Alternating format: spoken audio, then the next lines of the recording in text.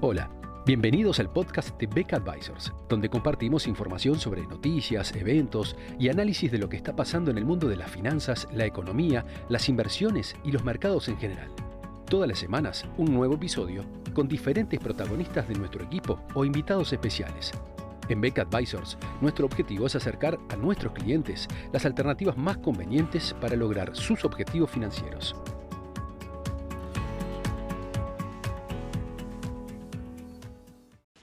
La desvalorización del dólar con respecto a diversas monedas del mundo durante el año 2025 ha generado cierta preocupación por parte de algunos agentes de mercado, llegando incluso en algunos casos a poner dudas sobre la conveniencia de mantener esta moneda como referencia para las inversiones. Esto obedece a que, más allá de la depreciación sufrida durante 2025, se han esbozado diversas razones para sostener que esa pérdida de valor del dólar puede incluso continuar durante los próximos años. Hay varias razones que se aducen para ello, algunas que vienen de más larga data y otras atribuibles a conductas recientes por parte de la administración Trump. Entre los factores de largo plazo, se observa una gradual sustitución del dólar frente a otras monedas en distintos usos, sobre todo en algunos espacios económicos donde otros países han gradualmente adoptado otras monedas de referencia. El caso más significativo es sin duda el de la zona euro, pero también desde que China incorporara su moneda a la canasta del Fondo Monetario Internacional, modificando su régimen cambiario, también eso ha provocado que en Asia haya una menor participación del dólar en las transacciones y en las tenencias de instrumentos en dólares por parte de los bancos centrales asiáticos, que en general han optado o han hecho una migración hacia sus propias monedas en el intercambio en recíproco. El crecimiento de la deuda norteamericana también ha sido señalado como un factor que hace dudar de la calidad de la moneda norteamericana como activo de reserva. Y algunas decisiones políticas tomadas en los últimos tiempos por el gobierno norteamericano también han de alguna manera erosionado el uso del dólar para distintas transacciones. Esto fue típicamente el caso de las sanciones aplicadas a Rusia durante el comienzo de la guerra de Ucrania, que ha hecho que varios países, en particular China, haya tratado de evitar justamente una excesiva dependencia del dólar para justamente no estar rehén de situaciones de presión en caso de conflictos internacionales en la confiscación o intervención en transacciones financieras por parte de Estados Unidos. Por último, algunas decisiones recientes en materia política, como por ejemplo las presiones sobre la Reserva Federal realizadas por la administración Trump, ya sea vocalizando los deseos de reducción de tasa de interés o con acciones dirigidas a integrantes de la Reserva Federal tratando de afectar su toma de decisiones, como por ejemplo acusaciones e introducción de procesos judiciales, también de alguna manera han minado la confianza en la independencia de la autoridad monetaria norteamericana y por lo tanto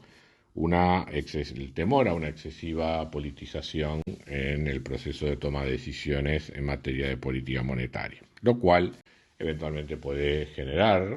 una crisis en la moneda al estilo de la ya conocida en países emergentes, en los cuales la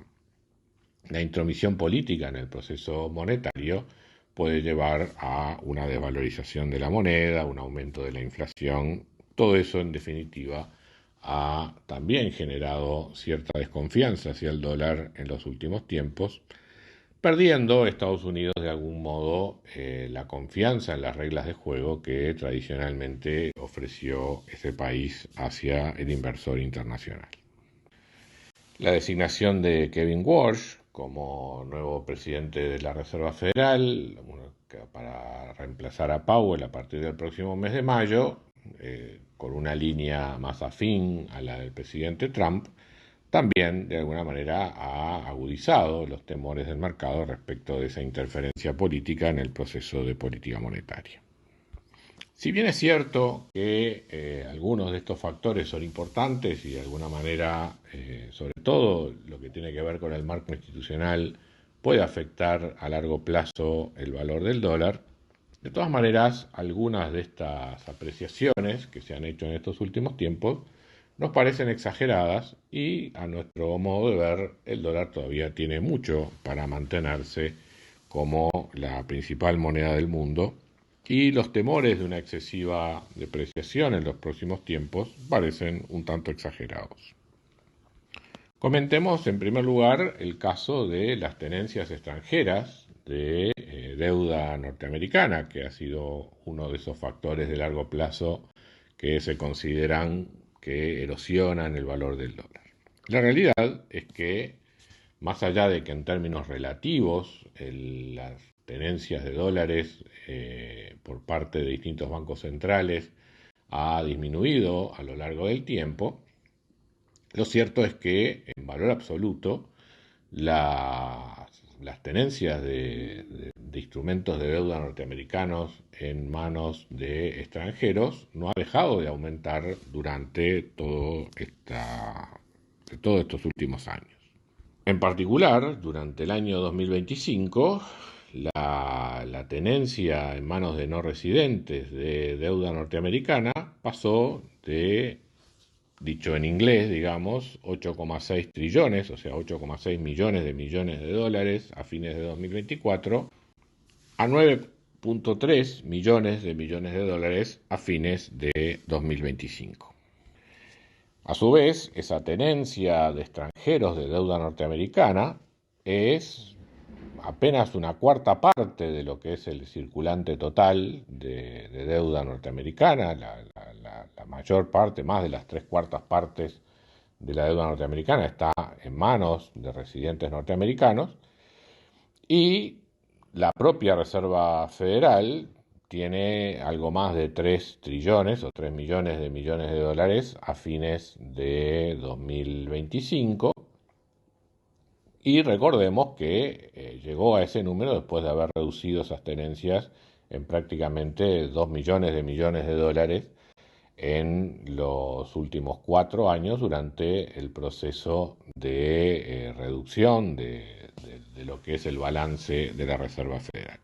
Y esa reducción fue fácilmente absorbida por el propio sector privado norteamericano, en particular fondos mutuos y otros mecanismos de inversión, que sustituyeron a la Reserva Federal como demandantes de deuda norteamericana. Todos esos movimientos son mucho más significativos que el tan mencionado por la prensa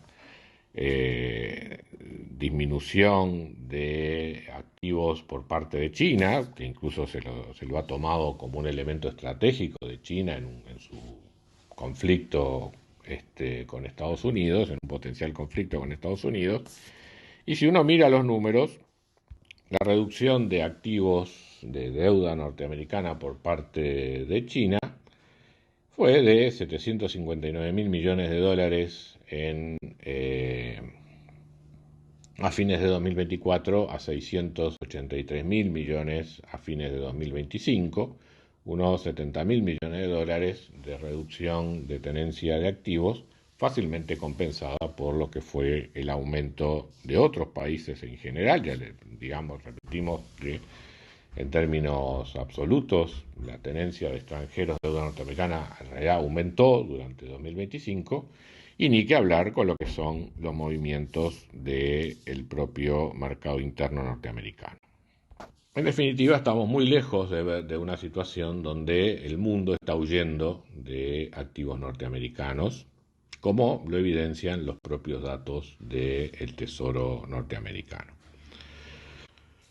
Por otra parte, el fortalecimiento del dólar durante más de una década y media ha provenido en realidad de flujos de capitales hacia los activos de renta variable, o sea, el crecimiento del mercado accionario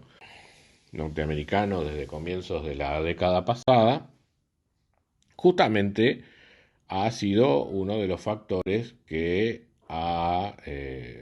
estado por detrás de también esta trayectoria de fortalecimiento del dólar. Que tengamos en cuenta, esta depreciación sufrida durante el año 2025 arranca desde lo que habían sido niveles máximos a fines de 2024. Si uno mira el comportamiento del dólar frente a las principales monedas del mundo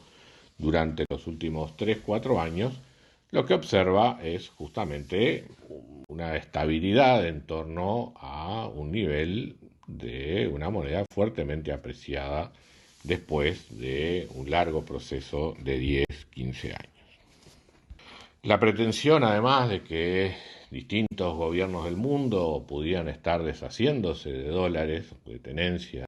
de dólares en sus portafolios de activos, daría lugar a una incongruencia fundamental en lo que tiene que ver con la situación o las diferencias de crecimiento que hay en este momento en la dinámica de la economía mundial. O sea, ya sea Japón, ya sea Europa, ya sea China, cualquiera de ellos que reduzca fuertemente sus tenencias de activos en dólares, no tendría otra contrapartida ese proceso que la apreciación de sus propias monedas. Y siendo economías que han tenido un desempeño más débil en términos relativos al de la economía norteamericana, justamente lo último que desearían todos estos países es ver sus monedas fortalecidas